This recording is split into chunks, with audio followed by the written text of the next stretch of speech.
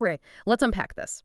We are embarking on a deep dive today that covers not just a book, but really 10,000 years of pretty consequential history within the universe of Frank Herbert. Yeah, We're stepping far beyond, the initial rise of Paul Atreides and into an epoch defined by the ultimate cost of survival. that's right.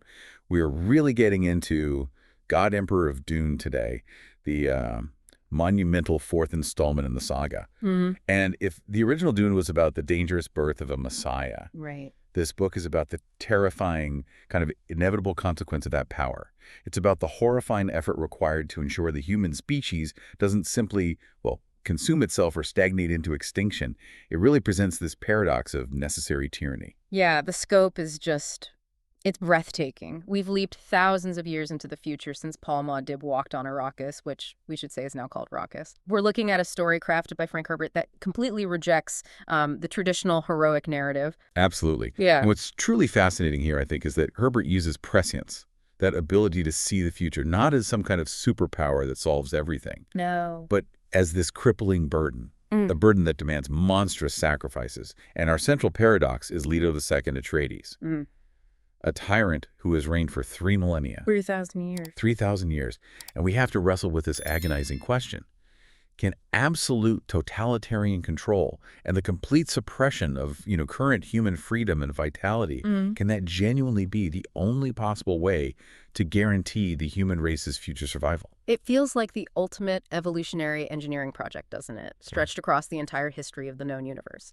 So our mission today is to move past just the plot points and really dig deep into this concept of the golden path, analyzing not just the colossal entity Leto has become, but also the crucial individuals, the loyalists, the rebels, who are all, in this really twisted way, serving his grand design. It's an incredibly complex, almost horrifying tapestry of control, loyalty, and engineered betrayal, all woven together by a creature who operates on a timeline that's just incomprehensible to normal humans. Let's start at the beginning of the end then, right? The physical transformation of Leto II. I think that's the entry point into understanding his whole philosophy. He is physically, biologically, mentally something profoundly other. We really have to detail this monstrous amalgamation of man and sandworm. Yeah, and that transformation, it speaks volumes about the sacrifice required for his power. The sources really emphasize that this process, allowing the sand trout, the infant form of the sandworm, to completely cover and fuse with his body, this was a choice his father, Paul, actually refused. He couldn't face They it. couldn't face it. Paul feared the loss of humanity. Leto embraced it because he judged it necessary. He literally traded his human form for something closer to a geological process. And the physical scale alone is vital to grasping the distance between the emperor and his subjects, isn't it? We aren't talking about a man in armor. We're talking about this colossal segmented creature, often referred to just as the worm. The sources specify he measures approximately 7 meters long, that's roughly 23 feet, and weighs around 5 tons. Just enormous. And that size isn't just intimidating, it's insulating. Yeah. He has biologically engineered himself into a siege weapon. He retains only his human face, arms, and hands. And that duality, I think, is deeply symbolic.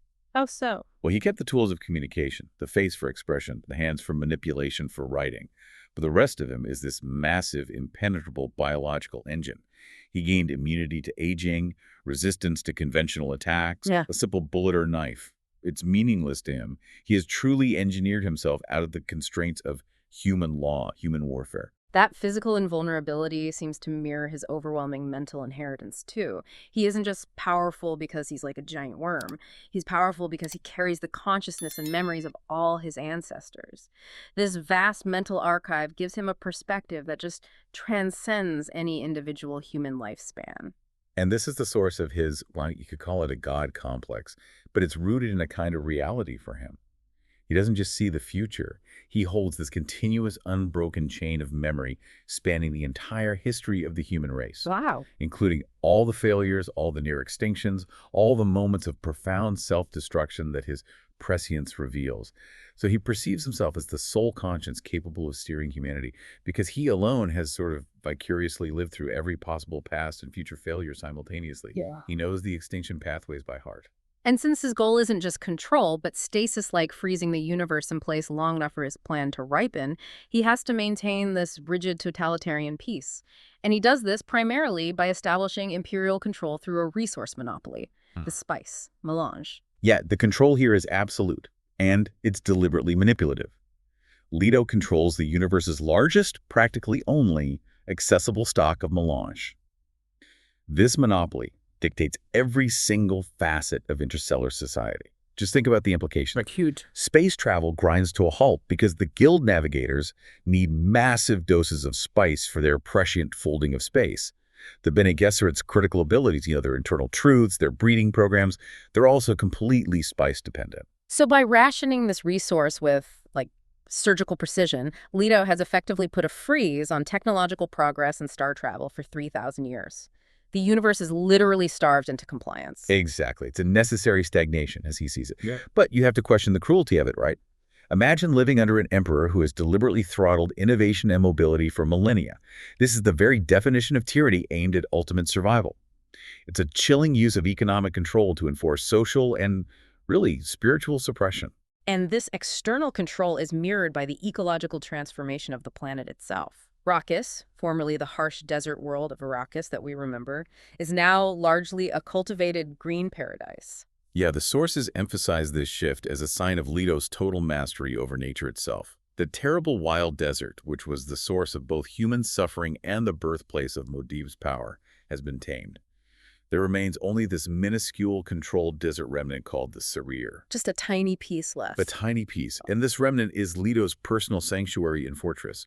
It is the last vestige of the planet's wild past, but it's also a symbol of his own isolation, mirroring, perhaps, the last vestige of his own humanity trapped deep inside the worm. So he lives within the memory of what the planet once was, while enforcing a peace that has fundamentally changed the nature of both the planet and the people who live on it. Okay. Let's move from the physical anatomy to the governing philosophy, the golden path. We've established it means survival, but we need to dive into the mechanism of how it achieves this. What exactly is the Altignol, and what's the extinction event Leto is trying so hard to prevent? Right. The golden path is dedicated solely, exclusively, to ensuring that no cataclysm, especially not one arising from prescient vision itself or maybe self-aware technology, can ever eradicate the human species entirely. Leto had witnessed the absolute limit of prescience. His father, Paul, saw futures that led to human extinction, and he recoiled from them. He couldn't bear it. He turned away. Leto chose to live into that terrible future path, specifically to steer humanity away from that final dead end. Which implies the greatest threat wasn't some external alien invasion, but a specific internal failure of humanity itself. Precisely. Leto saw that humanity would eventually become trapped by its own success, either falling into an endless cycle of self-destruction through technological warfare, which is a fear stemming from the old Balerian Jihad era, the war against thinking machines. Right, the deep history. Or, more subtly, becoming trapped in the predictable confines of prescience itself. If everyone can see the future, or the powerful can, then all future paths become finite, predictable, and vulnerable to a single unseen threat. The golden path is designed to introduce chaos, unpredictability, and evolutionary change back into the human equation. But the immediate cost of this incredibly long-term strategy is just agonizing. This prolonged, enforced totalitarian peace. It seems to have stripped humanity of its most vital qualities. What are the psychological consequences of 3,000 years of enforced stasis? Well, the sources highlight a really profound stagnation. When you are completely safe, totally monitored, provided for by a dictator who sees all possible outcomes, you lose the necessity for drive, for risk, for exploration. Complacency sets in. Deep complacency. Leto's peace, while stable, is a kind of spiritual poison. The arts stagnate, technological innovation basically dies out, and the adventurous spirit that's necessary for expansion is just choked off. He is consciously murdering the immediate, dynamic human soul to save the eternal, long-term human race, and he knows it. He fully acknowledges his reign as tyranny. He's not deluded about it. He might be the most self-aware monster in all of literature. And to maintain this brutal, stifling stability, he needs an army whose loyalty is absolute. This brings us to the fish speakers. Now, why an all-female warrior army as the core of his military strength? That seems specific. It is very specific. Leto's rationale is a deep and maybe, perhaps misogynistic application of his prescient historical knowledge. Yeah? He argues that women are inherently better suited as guardians of the Golden Path because, based on his observations over millennia of history, All those ancestral memories. all those memories, exactly. He believes their primary biological and cultural impulse favors preservation over endless, destructive, expansionist war. He believes they are less prone to the aggressive, risk-taking tendencies of men that, in his view, led to all the near-extinction events in humanity's past. So he's engineered a military structure based on his belief that women will enforce peace, even tyranny, because their nature is less inclined toward the kind of total annihilation that defined the old empire. It's a chillingly comprehensive psychological weapon, really. And it creates an army whose primary motivation is rooted in stability, even though that stability is being enforced through, violence and suppression. They are the ultimate contradiction, agents of brutal suppression whose internal philosophical mandate is preservation of life. Now, even within this incredibly loyal command structure, there seems to be a necessary internal conflict. This is where we focus on the repeated, critical character of Duncan Idaho Golo. Duncan Idaho. He's essential, isn't he? The ultimate engineered wrench in the works. Cloned repeatedly from the original Atreides swordmaster by the Tleilaxu, each iteration serves a kind of dual function for Leto. Okay. On one hand, he acts as a vital, sometimes irritating anchor to Leto's lost humanity, a connection back to the time before the worm. And simultaneously, he's a necessary psychological foil. And every Ghola iteration comes back with that inherent, almost genetic loyalty to the Atreides name, right? Yet this current Duncan sees Leto for what he is. A destroying roller, as he calls him. That must be stopped. How does a man reconcile serving his lord while believing that same lord is the ultimate threat? Leto requires Duncan's hatred and his loyalty in equal measure. He needs someone constantly testing the system, someone reminding him of the human cost, and someone who embodies that natural, righteous impulse toward rebellion. The sources detail the culmination of this tension, this one key moment in Leto's underground mausoleum. Duncan attempts assassination using a forbidden laser weapon, a lasgun. And that detail about the forbidden technology is huge. It shows the opposition is willing to violate the core tenets of Leto's enforced stability, the Great Convention itself, but the attempt fails. It fails because of the success of Leto's mutation. His immense speed, which is shocking for his size, coupled with the sheer colossal bulk and resistance granted by the sandtrout fusion, allow him to subdue Duncan almost instantly. This confrontation proves the worm's physical dominance, absolutely, but maybe more importantly, it confirms Duncan's conviction that Leto must be stopped. The cycle the Duncan Ghola repeatedly cloned, repeatedly failing in assassination, but succeeding in reminding Leto is essential. Leto needs that constant righteous human rejection to endure his own terrible burden of knowing the future. Okay, so the worm needs more than soldiers. He needs a link to the functional human world, the bureaucracy required to run an empire spanning millennia. This falls to Monio Atreides, the chief major domo. Right. Monio's the closest thing Leto has to, a functional family member or a chief cabinet minister. Mm-hmm. He is a direct descendant of the original Atreides bloodline, and he is fiercely loyal, intellectually committed even to the philosophical brilliance of the Golden Path. He understands the necessity of the 3,000-year plan, even if he, deeply fears and perhaps hates the man enforcing it. And that loyalty comes with this crippling emotional toll that's really deeply explored in the sources. Monio organizes the vast, suffocating bureaucracy of this tyranny. He manages the rationing, the executions, the suppression of dangerous knowledge, the manipulation of the great houses. He is Leto's key organizer and really his terrified confidant. His terror isn't just for his life, although there's that too. It's for his soul, I think. Monio witnesses Leto's horrific, often incomprehensible decisions daily. Decisions made with a 3,000-year perspective that no ordinary human can possibly grasp. He understands the necessity of the worm, but he fears the unpredictable nature of the worm's power, its whims. He is utterly trapped, serving a monster he believes is saving the world, organizing terrible acts, and knowing his own family, his own daughter, is subject to the God Emperor's whim at any moment. And it is his family specifically that produces the critical pivot point for active rebellion. Monio's daughter, Siona Atreides.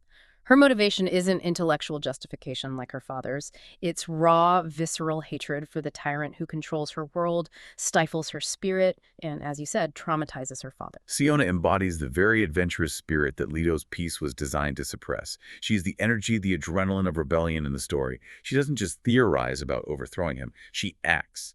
The sources detail this really significant turning point, the heist on Leto's most secure sanctuary. She and her rebels actually penetrate the deepest layers of the Sarir fortress, and they manage to steal crucial intelligence. The castle plans, yes, but more importantly, Leto's personal encrypted journals. And the descriptive detail here is crucial. These journals were written on heavy Redulian crystal paper. Yeah, that detail tells us these are not temporary notes. Redulian crystal is designed to last millennia. Leto intended these documents to survive him, perhaps to be his eventual true confession or his historical record for the future. So Siona stole the key to understanding and potentially discrediting the God Emperor's complex motives. This makes the journals the ultimate threat to his immediate control, maybe even his legacy. The escape itself was brutal, emphasizing the ruthless stakes involved. Leto's security forces unleashed these genetically engineered Dune wolves, to track the group. And this is where we see the immediate fatal cost of rebellion. Siona is the key runner, carrying that precious Redulian package. Her comrades, Ulo and Kuteg, sacrificed their lives during the pursuit, buying Siona the time needed to escape across the critical boundary of the Idaho River. Their deaths guarantee Siona's survival and underscore her singular importance to the immediate future of the rebellion. Siona survives, and she makes a vow. Her plan now is to decipher those stolen encrypted journals and expose the God Emperor's deepest secrets to the great powers of the Imperium, the Bene Gesserit, the Guild, the Guilt, the X. If she can reveal his vulnerabilities, his methods, she believes she can catalyze a revolution that will finally crumble his totalitarian regime. And here we see Leto's genius for manipulation at its most chilling. He doesn't just try to stop the rebellion, he incorporates it into his own plan. He compels Nyla, one of his fanatically loyal fish speakers, to infiltrate Siona's group, and Nyla is ordered to obey Siona's commands completely, without question. That's psychological torment right there. Nyla's faith in Leto is absolute, yet Leto forces her to serve the very person trying to destroy him. She reports back to Leto on Siona's specific critical plan, which is to steal the Emperor's central spice stock, believing she is performing the ultimate test of faith by aiding the very woman trying to destroy her god. Leto has essentially turned loyalty into a lethal tool of control. He knows that Siona's plan requires absolute obedience from her followers, right? And he has guaranteed that obedience through Nyla's programmed fanatical devotion to him. By forcing Nyla to obey Siona, he ensures Siona executes the attack precisely how and where Leto needs it to happen. Nyla becomes the ultimate double agent, serving Leto best by serving Siona perfectly. So the tension is building internally with Siona's infiltration, but externally, the great houses are making moves too. Leto's long peace didn't stop the plotting, did it? We see this dangerous alliance forming between the Twi'lek and the Axis gaining momentum. Yeah, and the historical context here is really crucial. The Twi'lek are masters of biological manipulation. Think gholas, face dancers. The Ilaxers, masters of forbidden covert technology. Leto's entire reign is based on suppressing technology that could lead to another devastating, self-annihilating war like the Butlerian Jihad. Right. A war that would leave no human trace for his golden path to save. So their alliance represents the resurgence of the twin dangers he fears most: unchecked technological ambition and maybe self-aware genetic corruption. The Addex, in particular, launch an attack that bypasses his physical armor entirely. They send a new ambassador, Hootsuite Nori. She's the niece of his old, cunning friend, Melki. And Hisui is the ultimate psychological weapon. She is genetically engineered by the Addex to be completely genuine, compassionate, and wise, the perfect antithesis to the scheming, cynical world Leto has imposed for millennia. The Addex didn't send a political operator, they sent a flawlessly pure human being, specifically designed to penetrate the God Emperor's defenses by exploiting his remaining, deeply buried humanity. And it works. Devastatingly well. Leto, expecting another cold political maneuver, another Malki, is utterly captivated. Her purity, her warmth, they pierce his centuries-old emotional defenses. This is a tragic flaw emerging.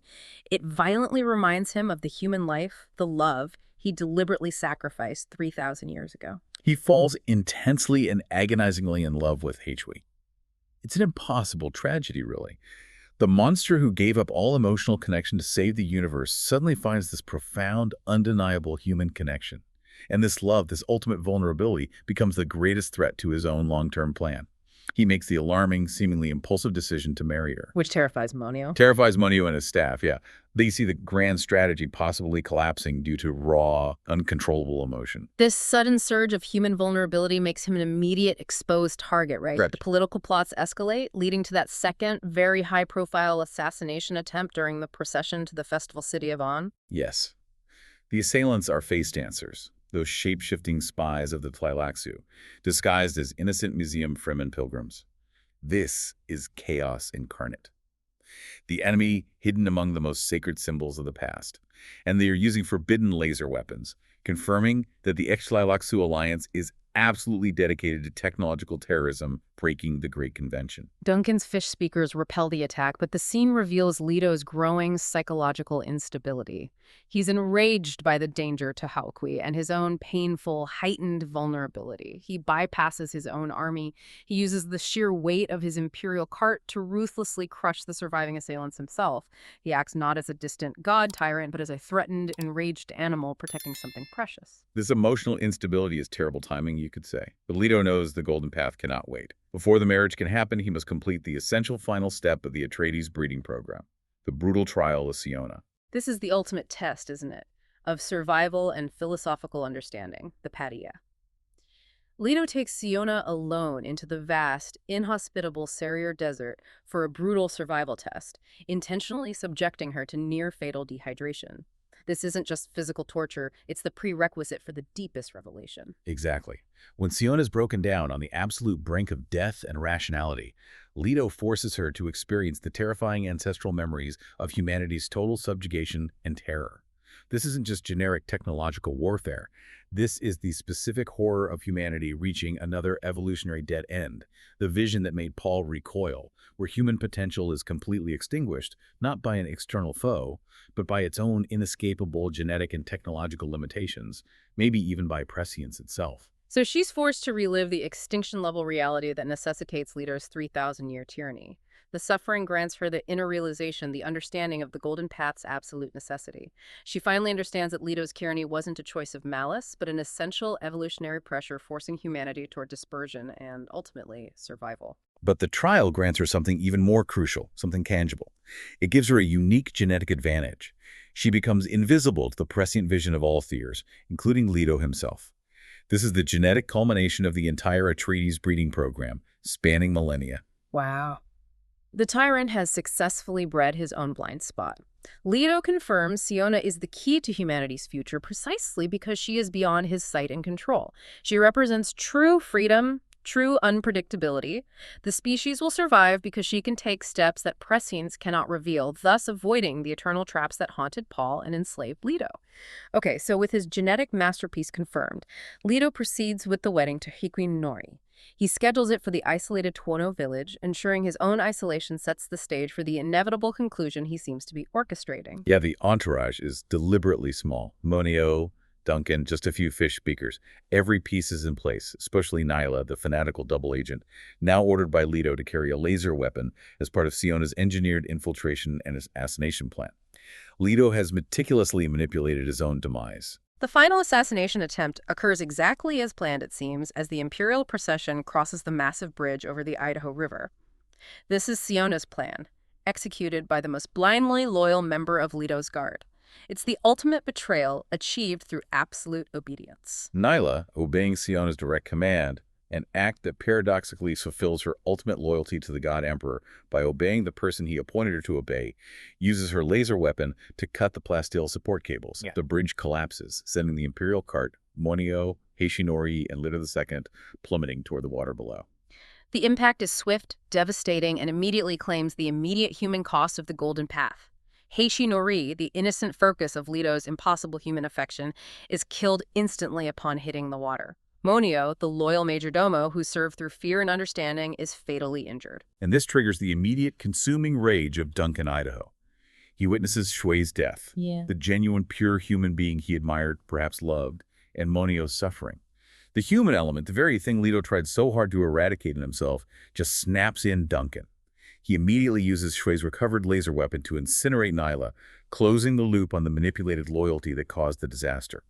The ultimate act of loyalty by Nyla is met with the ultimate act of human rage from Duncan. But the true climax is Leto's fate. Impact with the Idaho River is catastrophic because, as we know from the lore, water is the ultimate poison to the sandworm ecology. It is the absolute antithesis of the desert environment he created for himself and needed to survive. His 3,000 years of sand trout layers dissolve rapidly, violently in the water, and this dissolution releases an unimaginable quantity of concentrated melange essence, the spice, filling the water with this thick blue smoke. This event signifies both the end of the Tyrant and the necessary biological rebirth of the planet Arrakis. Leto, in his final agonizing moments, recognizes that his sacrifice is complete. His massive body is swept away, but he leaves behind the small, dispersing sand trout. This is his final, brilliant biological legacy. Yeah. These small sand trout will scatter, carried by the water, and eventually renew the cycle of Shai-Fulud, the great sandworms, and thus the necessary spice production on Arrakis. The Emperor dies, but the engine of the universe, the spice, and the condition for continued human existence beyond the Imperium is restored. And crucially, Siona and Duncan survive the bridge collapse. Leto's final dying instruction to Duncan, delivered somehow from the depths of the river, is stark. Treat Siona well, because she is the one who can save humanity. He knows his genetic masterpiece is now free, invisible to foresight, ready to pursue the goal he engineered her for, unrestricted by his own controlling prescient sight.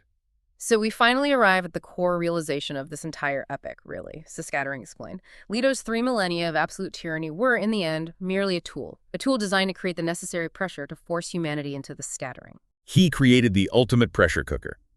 That's a good way to put it. By enforcing massive restrictions, limiting space travel through his spice monopoly, controlling population growth, suppressing dangerous technology, he ensured that humanity grew brittle, confined, and deeply, deeply restless. The goal was to ensure that when the opportunity for release finally came, When the worm died. when the worm died and the spice returned freely, humankind would explode across the cosmos in a massive, uncontainable, and irreversible burst, like seeds on the wind. And this dispersion is the ultimate guarantee of survival. It ensures that no single enemy, no localized cataclysm, no matter how potent, not even another prescient trap, can ever eradicate the human race entirely. If they're spread too thinly across thousands, maybe millions of planets, total extinction becomes statistically impossible. He sacrificed today's happiness for tomorrow's impossibility of extinction. And this is why those translated journals, salvaged from Daris Balat, are so incredibly important to the later books. Leto knew the legend of the cruel God Emperor would persist immediately following his death. He used the journals to ensure his complex, painful motives would eventually be understood by those far in the future, contrasting sharply with the immediate legends of the Tyrant. He controlled his narrative even in death, preparing future historians and us readers for the horrifying truth. The ultimate theme here, and the sources really drive this home repeatedly, is the lesson of suffering. Leto II's core philosophical belief seems to be that profound existential suffering is the only path to ultimate truth and maybe evolutionary necessity. His life was a 3,000-year act of martyrdom and calculated cruelty. He forced humanity to endure the suffering of stagnation and tyranny so they would learn viscerally the fundamental importance of freedom, risk, and expansion. The deep fear of the unknown, the vast, empty universe, could only be overcome, in his view, by being violently thrust, unprepared, into the chaotic unknown of the scattering. They would be forced to adapt, to innovate, to diversify genetically, simply to survive out there. So it wasn't just survival he engineered, it was evolutionary fitness. He didn't just prevent extinction, he engineered the necessity for a new kind of human being. Exactly. He became the necessary villain, the ultimate evolutionary bottleneck, needed to create future generations of humans who could survive without the crutch of prescience and without the paralyzing fear of technology that defined the initial Imperium after the Butlerian Jihad. His tyranny was the crucible that forged the future. Hashtag outro. Wow. What an incredible, difficult journey into the depths of ultimate power and ultimate sacrifice. Just to review, we've covered Leto II's grotesque physical transformation, the painful necessity of the golden path as this solution to existential stagnation, the genetic culmination in Siona Atreides, and the ultimate orchestrated sacrifice in the Idaho River that released the sand trout and restored the cycle of the spice. It all hinges on that metaphor, doesn't it? The gardener analogy. Leto II acted as the gardener who severely prunes a plant, causing incredible stress, limited growth, and pain. That was his 3 millennia of tyranny. But this stress was essential, ensuring an explosive, uncontainable burst of blossoms, the scattering seeds of humanity far, far beyond the confines of the original garden, the known Imperium. The profound insight Herbert offers here, I think, is that stability itself can be the ultimate danger, and the greatest threats to our survival might actually be internal, our own comfort, our own predictability becoming trapped. It forces us, and you listening, to confront this deeply provocative question. Leto II had the terrifying, debilitating burden of knowing the future, seeing humanity's final dead end. If you were granted prescience that showed you the inevitable extinction of the human species, would you choose a life of tyrannical isolation? Would you become a 5-ton monster and give up all love, all connection to prevent it? What price is too high for eternal survival and maybe genetic freedom? It's a heavy thought to leave people with. The sheer moral weight of Leto's choice, and maybe its reflection on our own modern-day long-term planning, forces us to consider how much suffering we would inflict or allow on the present generation to guarantee the existence of one far, far in the future. Something to mull over as you consider the true cost of control and perhaps the true meaning and maybe even the danger of freedom. Absolutely. Until our next deep dive, keep questioning the cost of stability.